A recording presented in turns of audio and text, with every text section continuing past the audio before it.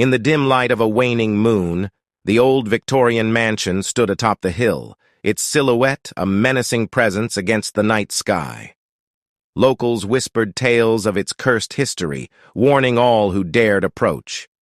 But curiosity got the better of a group of friends one Halloween night. As they climbed the creaking steps to the mansion's front door, a bone-chilling wind howled through the trees. The door swung open with a groan, and they hesitantly stepped into the gloomy foyer. Shadows danced on the walls, and the air grew colder with every step. A flickering candle on a dusty table cast eerie shadows as they explored room after room. Each was more decrepit than the last, filled with broken furniture and faded portraits of long-forgotten residents. They could feel eyes upon them, even though they were supposedly alone. Upstairs, a door slammed shut, sending them scrambling back down the stairs. Panic set in as they realized they were trapped. The walls seemed to close in around them, and strange whispers echoed through the house. In the candlelit darkness, they heard footsteps, slow and deliberate, approaching from the hallway. Frozen in terror, they turned to see a figure cloaked in tattered rags, its face obscured by darkness. It beckoned them to follow with a bony, skeletal hand. Unable to resist, they followed the figure through a maze of corridors that seemed to twist and shift. They entered a room bathed in an otherworldly crimson glow. There they saw a specter of a woman, her eyes hollow and her voice a mournful lament. She spoke of a tragedy that had befallen the mansion long ago, of a curse that bound her restless soul to this place. Desperate to escape, they pleaded for mercy. The specter's laughter filled the room, chilling them to the core. "There is no escape," she whispered. "This house is hungry for souls, and it has chosen yours." As the walls closed in around them, and the specter's laughter grew louder, they realized that they had become part of the mansion's dark history. Their fate was sealed, forever trapped in the haunted house on the hill, another chapter in its endless nightmare. Deep within the heart of the forest, hidden away from the world, lay the cursed graveyard of whispering pines. For centuries, this desolate place had been shrouded in mystery and fear, a chilling tale passed down through generations. On a moonless night, 4 friends dared to venture into the forbidden territory. Their flashlights cut through the thick fog that clung to the gravestones like a ghostly shroud. As they explored the crumbling tombs, whispers in the wind seemed to call their names. Suddenly, a spectral figure emerged from the shadows. It was the ghost of a long-forgotten soul, its eyes hollow and filled with sorrow. It beckoned them closer, its voice a haunting melody that chilled their bones. Terrified but unable to resist, they followed the ghost deeper into the graveyard. The tombstones began to glow with an eerie light, and the ground trembled beneath their feet. The very earth seemed to come alive with the restless spirits of the deceased. One by one, the friends were ensnared by skeletal hands that burst from the ground. They cried out in terror as the ghosts of the graveyard pulled them into the earth, their screams echoing through the night. Only one friend managed to escape, running from the cursed graveyard as fast as their legs could carry them. As they stumbled through the forest, they glanced back one last time and saw the ghostly figures rising from their graves, reaching out for the lost souls they had claimed. The haunted graveyard of Whispering Pines remained a place of dread, a grim reminder of the peril that awaited those who dared to trespass upon its accursed grounds. The chilling whispers of the restless spirits would forever haunt the memories of those who survived that night, a gruesome testament to the darkness that dwelled within the graveyard's depths. As darkness shrouded the moonlit ocean, a lone fishing boat rocked gently on the waves. Captain John and his crew had heard the legends, but they never believed them until now. A chilling mist rolled in from the horizon, obscuring their view of the distant shore. The crew's unease grew as eerie whispers echoed through the fog. Suddenly, a massive shadow emerged from the depths, its eyes gleaming with malevolence. It was a sea monster, a creature of nightmare, with tentacles that reached out like sinister serpents. The boat creaked as the beast's colossal form circled them, its tentacles slithering closer. Panic gripped the crew as they realized there was no escape. The monster's gaping maw opened wide, revealing rows of razor-sharp teeth. With a deafening roar, it lunged at the boat, its tentacles ensnaring the vessel in an inescapable grip. Desperate cries filled the air as the crew fought to break free, but it was futile. The sea monster's grip tightened, and with a bone-chilling snap, the boat was crushed into splinters. Captain John and his crew were swallowed by the abyss, their terrified screams silenced forever beneath the unforgiving waves. Legend had become horrifying reality that fateful night, as the sea monster continued its dark reign beneath the moonlit sea, a terror that would haunt the ocean's depths for eternity. In the dead of night, a mysterious contagion swept through the city of Ravensbrück, turning its once vibrant streets into a nightmarish wasteland. The first sign of trouble was a blood-curdling scream echoing through the silent streets, followed by the eerie sound of shuffling feet. Sarah, a young nurse, found herself barricaded inside Ravensbrück Hospital, along with a handful of survivors. Outside, chaos reigned as the infected roamed the streets, their lifeless eyes hungering for flesh. They were the walking dead, zombies. The hospital's dimly lit hallways provided little solace, and the survivors huddled together, clutching makeshift weapons. As the night wore on, the groans and moans of the undead grew closer. Sarah's heart pounded, her nerves on edge. Then, a frantic pounding on the hospital's front doors shattered the uneasy silence. They were coming. The survivors watched in horror as the doors trembled and groaned under the relentless assault. One by one, they began to succumb to the overwhelming fear. Sarah, determined to protect her companions, took charge. She urged everyone to gather supplies, knowing that their only chance of survival was to make a daring escape. As they moved through the labyrinthine hospital, the horrors around them intensified. Empty gurneys, blood-stained floors, and flickering fluorescent lights added to the sense of dread. The once sterile and life-saving environment had become their prison. With trembling hands, they reached the hospital's underground parking garage, where a few vehicles remained. As they fumbled for keys, the groans of the approaching zombies grew louder. Panic surged. Just as despair threatened to consume them, a brilliant idea flashed through Sarah's mind. She dashed to the hospital's emergency generator room, hastily rewiring the circuits. Moments later, the hospital's alarm blared to life, filling the air with a piercing wail. The undead horde, now attracted by the blaring noise, swarmed toward the source. Seizing the opportunity, the survivors made their escape in a convoy of vehicles, leaving the hospital behind. Their journey through the infected city was treacherous, filled with heart-stopping encounters and narrow escapes. But they pressed on, driven by their will to survive. As dawn broke over the devastated city, the survivors finally found safety in a remote cabin in the woods. Ravensbrück was lost, but they had escaped the clutches of the undead. In the midst of a world forever changed, they clung to each other, determined to face whatever horrors lay ahead. The story of Ravensbrück would be told as a chilling cautionary tale, a reminder that in the darkest of times, the will to survive could turn ordinary people into heroes, and the line between life and death was thinner than they ever imagined. Deep within the heart of a dense, forbidding forest, a wicked and ancient witch named Malvina dwelled. She was rumored to possess powers beyond imagination, with her very presence casting a sinister shadow over the land.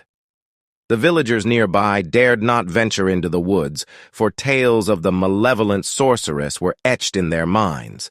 Malvina's cottage, hidden deep within the thicket of gnarled trees and thorns, was said to be adorned with grotesque talismans and foul-smelling herbs. One moonless night, a brave young woman named Elara decided to defy the warnings and uncover the truth behind the witch's existence.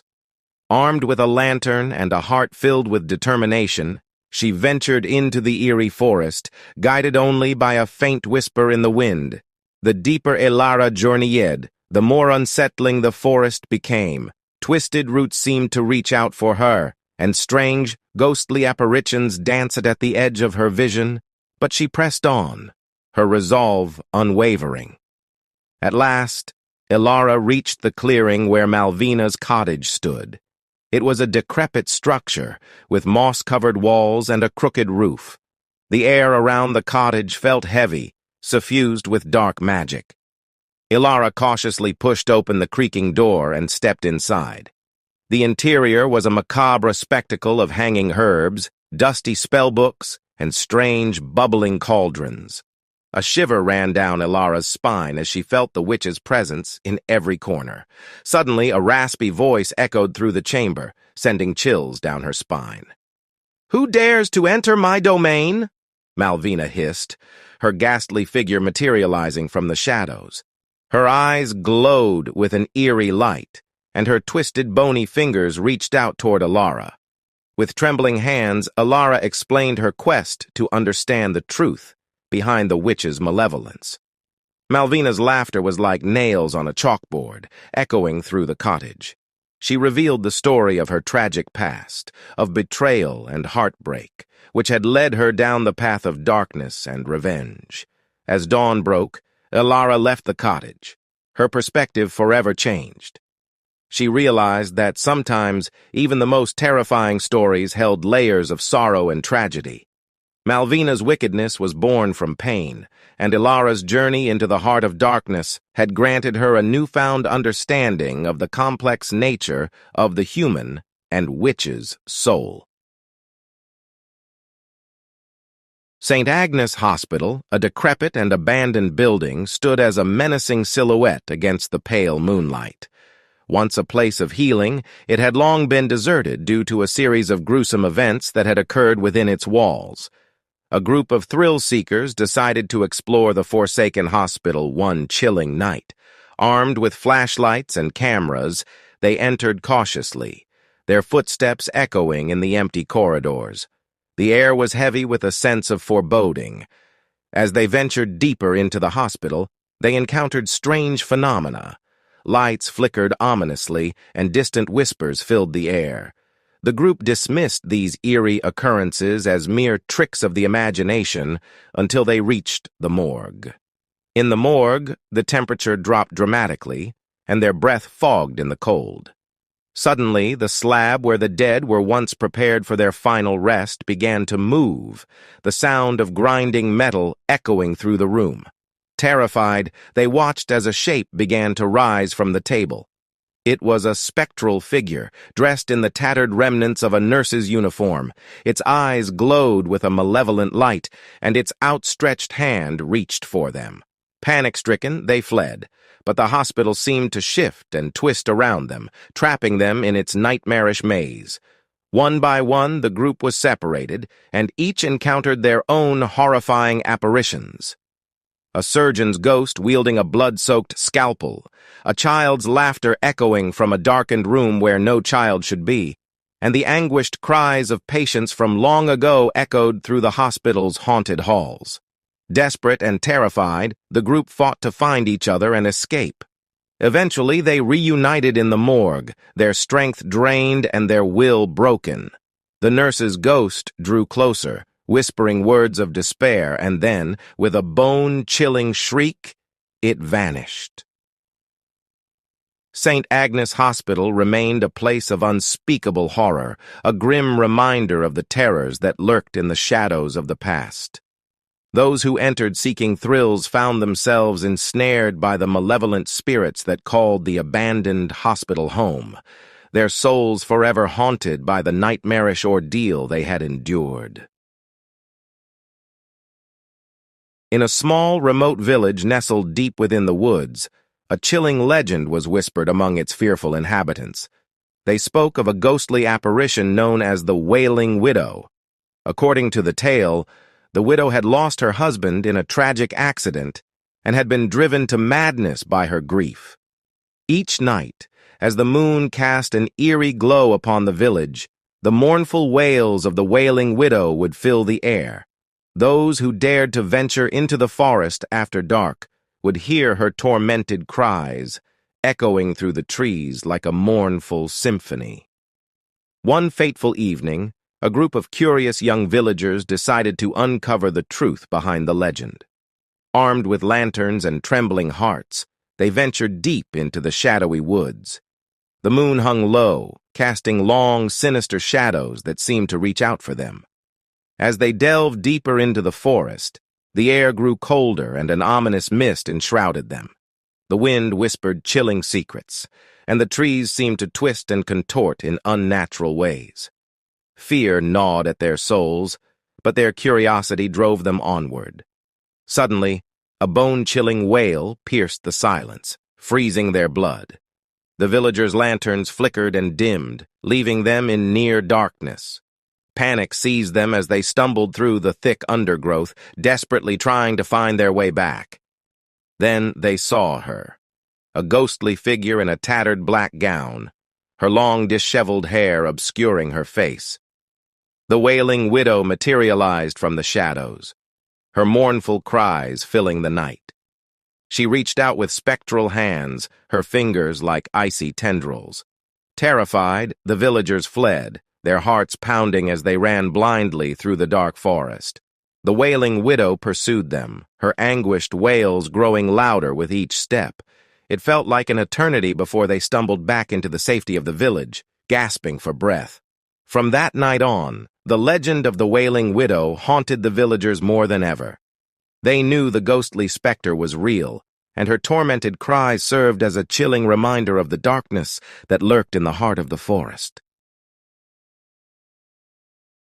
On Halloween night, the sleepy town of Hollowbrook was known for its eerie legends. It was whispered that something sinister lurked in the old mansion at the end of Elm Street. No one had seen the mansion's owner in years, and the overgrown garden was a labyrinth of thorns and shadows. A group of daring friends decided to test their courage by trick-or-treating at the mansion. Armed with plastic pumpkins and costumes, they marched to the imposing gate. It creaked open on its own, as if inviting them into its dark secrets. The mansion's front porch was adorned with flickering candles that cast macabre shadows. The air was thick with unease as they rang the doorbell. Moments passed, but there was no answer. Just as they were about to leave, a voice whispered from within, "Trick or treat!" Startled, they glanced at each other, but the temptation of Halloween candy was too strong.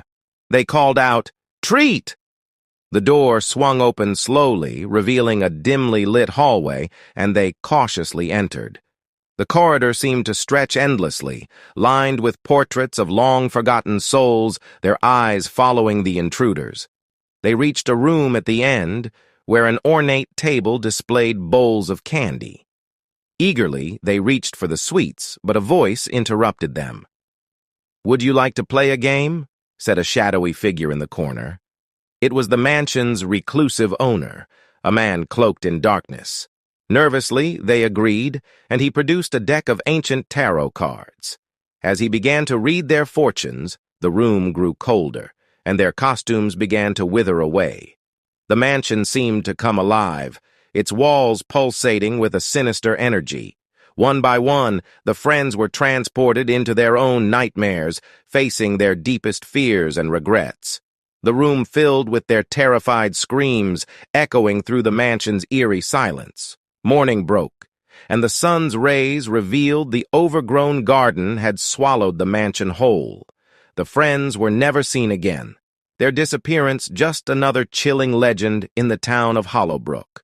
To this day, children dare each other to visit the old mansion, but they tread lightly, for they know that some tricks on Halloween night can lead to horrors beyond imagination. In a quiet, remote village nestled deep within an ancient, dense forest, there was a tale whispered in hushed tones around campfires. A tale of the forest dweller. No one had ever seen it, but the eerie presence was felt by all who ventured near the forest's edge. The story began with a legend passed down through generations. It was said that long ago a group of villagers had ventured into the heart of the forest, seeking a hidden treasure. As they delved deeper, the forest itself seemed to come alive, its towering trees shifting and twisting to block their way. One by one, the villagers disappeared, leaving only one survivor. His hair had turned white, and his eyes were haunted as he recounted the horrors he had witnessed. He spoke of monstrous shadows with glowing eyes, of whispers in the wind that echoed his name, and of an eerie, bone-chilling laughter that followed him home. Over time, the forest dweller's legend grew darker. It was rumored to be a creature born of the forest's ancient magic, a creature with long, gnarled limbs and sharp claws, prowling the shadows, waiting for unsuspecting souls to wander too close. One moonless night, a group of adventurous youths decided to test the legend. Armed with torches and bravery, they ventured into the forest, their laughter masking the fear gnawing at their hearts.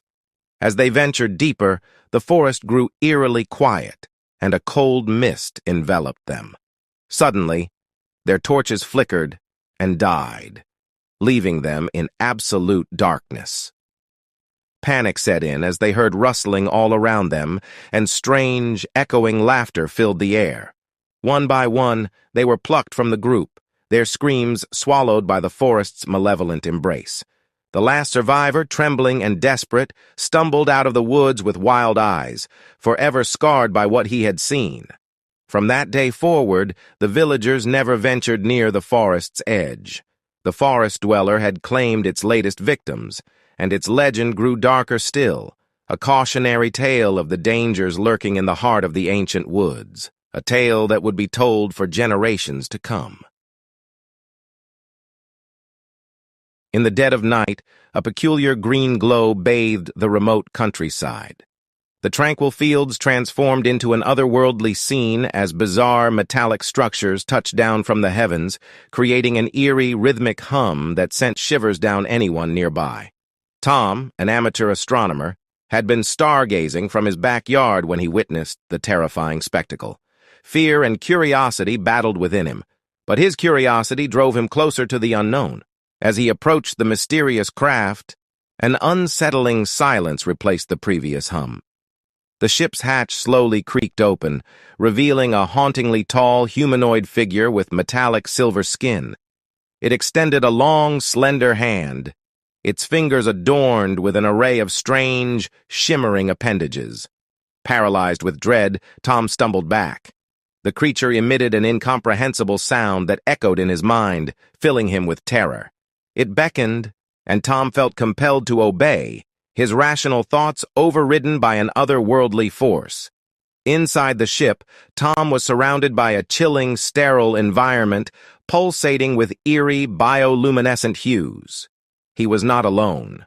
Others from his town, all similarly entranced, stood in a trance-like state, their eyes vacant, minds under the control of these alien entities. The creatures communicated through vivid, unsettling visions, revealing their intentions. They sought to extract Earth's most precious resource, human emotions. In their distant, emotionless society, they had lost the ability to feel, and Earth's emotional richness held the promise of revitalization. Tom's mind was flooded with an onslaught of alien emotions, each one more intense and disturbing than the last. As he struggled to maintain his sanity, he realized the dire consequences of this invasion. Earth's emotions, drained to the brink, would become a barren wasteland of numbness and despair. Desperation ignited a spark of resistance within Tom. He gathered a few uncontrolled thoughts and whispered them to his fellow captives, breaking the alien influence momentarily. Together, they devised a plan.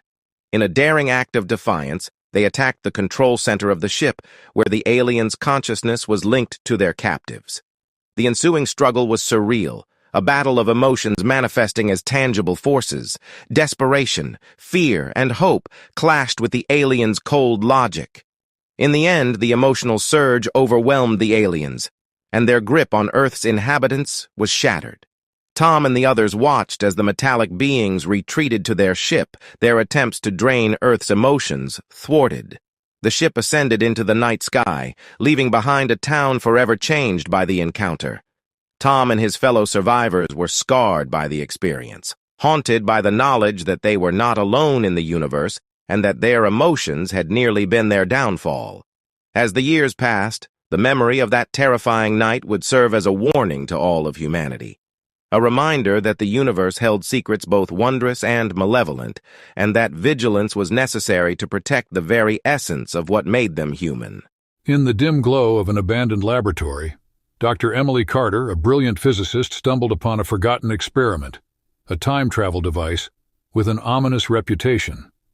Intrigued by the possibilities, she decided to test its capabilities, unaware of the dark secrets it held. As Emily activated the machine, the air crackled with an otherworldly energy. She found herself transported to a desolate, post-apocalyptic future. The once vibrant city lay in ruins, shadows lurking around every crumbling corner. Desperate to return to her time, Emily discovered the device's malevolent twist. It allowed her to travel through time, but with each journey, a piece of her soul was left behind. The more she used the machine, the colder and more detached she became. Haunted by spectral echoes of her past, Emily's reality warped. She found herself trapped in a nightmarish loop, encountering twisted versions of herself in various timelines. Each encounter brought a new layer of horror as her fractured soul sought revenge for the pieces left behind. As Emily unraveled the device's origin, she uncovered a chilling truth. It was designed to feed off the essence of those who dared to manipulate time. Now, with her humanity hanging by a thread, she faced a race against the clock to destroy the malevolent machine before it devoured every last trace of her soul. In a final, desperate act, Emily confronted her own twisted reflections, battling the monstrous manifestations of her past.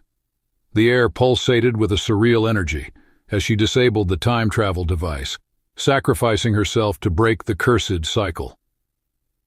The laboratory fell silent, the malevolent echoes subsiding. The ruins of the city faded into the background as time stabilized. The horror of time travel left its mark, a cautionary tale etched into the remnants of a world that narrowly escaped a fate worse than its own demise. In the moonlit night, Castle Ravenshade stood atop the desolate hill, shrouded in an eerie mist that whispered secrets of the past. Legend spoke of Sir Alexander Ravenshade, a malevolent lord whose thirst for power led him to make a pact with dark forces. As the clock struck midnight, a chilling wind swept through the castle's crumbling corridors. Shadows danced and long-forgotten whispers echoed. Those who dared to enter were greeted by ghostly apparitions and creaking floorboards that seemed to protest the intrusion. In the grand hall, a spectral figure clad in ancient armor materialized. The ghostly knight, burdened by an unspeakable guilt, roamed the castle in perpetual penance. Every step echoed with the clank of armor, sending shivers down the spines of any trespassers. Hidden passages revealed themselves to those unfortunate enough to wander too far. The walls seemed to close in on them, and the air grew thick with the weight of centuries-old secrets. A portrait gallery chronicled the cursed lineage, each pair of eyes following visitors as if judging their every move. Rumors whispered of a forbidden chamber in the heart of the castle, where Sir Alexander's unholy pact was sealed. It was said that the walls bled with the tormented cries of those sacrificed for power. The brave few who dared to enter reported hearing unholy chants and witnessing ghastly visions that blurred the line between the living and the dead. As the night wore on, the castle itself seemed to come alive, trapping intruders within its malevolent grasp. Tormented souls reached out from the shadows, their mournful wails echoing through the desolate halls. A cursed mist enveloped the castle, distorting reality and driving even the bravest to the brink of madness. Those who entered Castle Ravenshade seldom returned unchanged. Some were driven to madness, haunted by visions of the spectral night and the tormented faces in the portraits. The castle, a silent witness to centuries of darkness, continued to stand as a foreboding monument to the price of unchecked ambition. In the heart of a forgotten town, surrounded by twisted trees and engulfed in perpetual shadows, stood the decaying remnants of St. Agnes Asylum. Its once white walls were now stained with the echoes of tormented souls, and the air hung heavy with the stench of forgotten suffering. Rumors whispered that Dr. Malcolm Redwood, a man consumed by his quest to unlock the mysteries of the mind, had turned the asylum into a nightmarish laboratory. Patients, once hopeful for solace, became unwilling subjects in his macabre experiments. As the sun dipped below the horizon, the asylum stirred with an otherworldly energy. Visitors who dared to step through the rusted gates were greeted by the eerie creaking of rusty hinges. The asylum's corridors, lined with empty rooms that seemed to exhale the anguish of their past inhabitants, echoed with spectral moans and chilling whispers. Shadows danced along the walls, taking on shapes that seemed to defy reason. The abandoned operating theater told a gruesome tale of experimentation gone awry. Rusty surgical tools lay scattered, and the air was thick with the scent of antiseptic, mixed with an unmistakable metallic tang. Flickering lights cast long, unsettling shadows that played tricks on the minds of any intruders. In the bowels of the asylum, a labyrinth of tunnels hid the darkest secrets. It was said that the spirits of former patients, their faces eternally contorted in agony, roamed these passages seeking revenge on the living. Those who entered found themselves lost in a maze of despair, haunted by disembodied cries and the phantom touch of unseen hands. A solitary confinement cell hidden in the depths of the asylum held the most malevolent presence. Legend spoke of a patient, Mary Blackwell, who had been unjustly locked away for crimes she did not commit. Her vengeful spirit, fueled by years of anguish, now sought retribution against anyone who dared to cross her path. As midnight approached, the asylum's ghostly inhabitants grew more restless. The air itself seemed to pulse with an unholy energy, and the dilapidated building groaned as if it were a living entity. Shadows converged, forming grotesque shapes that seemed to reach out for the living, dragging them into the abyss of the asylum's haunted history. To this day, St. Agnes Asylum stands as a testament to the horrors that transpired within its walls, a spectral reminder that some nightmares refuse to be forgotten, lingering in the darkness, waiting for the next unsuspecting soul to wander into their realm.